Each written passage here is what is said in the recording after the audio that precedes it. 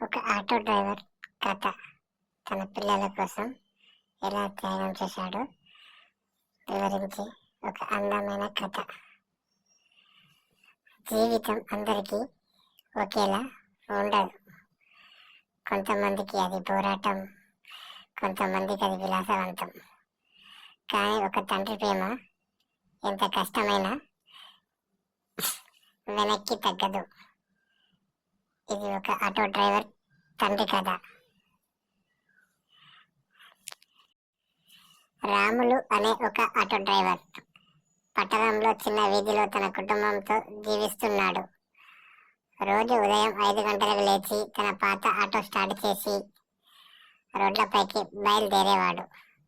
అతనికి 2 పిల్లలు, ఒక అమ్మాయి లక్ష్మి, ఒక అబ్బాయి రాజు. వాళ్ళ చదువు, భవిష్యత్ అతని కళ. రోజంతా కష్టపడి సంపాదించిన డబ్బు ఇంటి అద్దె, స్కూల్ ఫీజు, భోజనం సరిపోదు.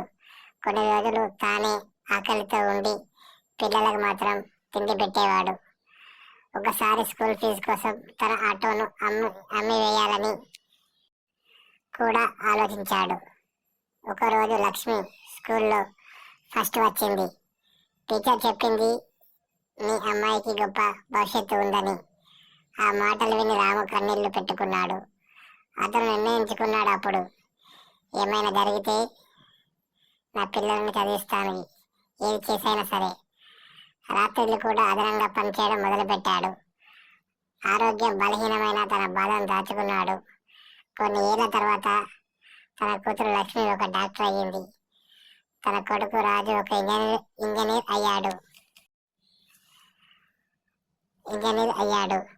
అతని కలలు అన్నీ నెరవేరాయి. అతను చాలా సంతోషించసాగాడు. తన కష్టం నిలబడిందని అనుకున్నాడు. ఒకరోజు వాళ్ళు తమ తండ్రిని ఆటో దగ్గర చూసి ఆటో తాళాలు తీసేసి, నాన్న ఇక మీరు ఈ పని చేయకండి అన్నారు.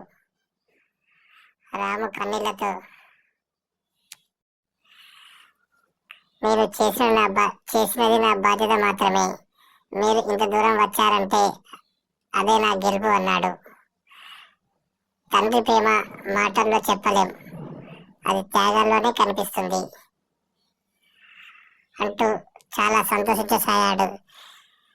ఈ మాటలు విని తన పిల్లలు కూడా ఎంతో సంతోషంతో నిండిపోయారు. ఇలా అందరూ సంతోషంతో రాము ఆటోలని ఇంటికి వెళ్ళారు.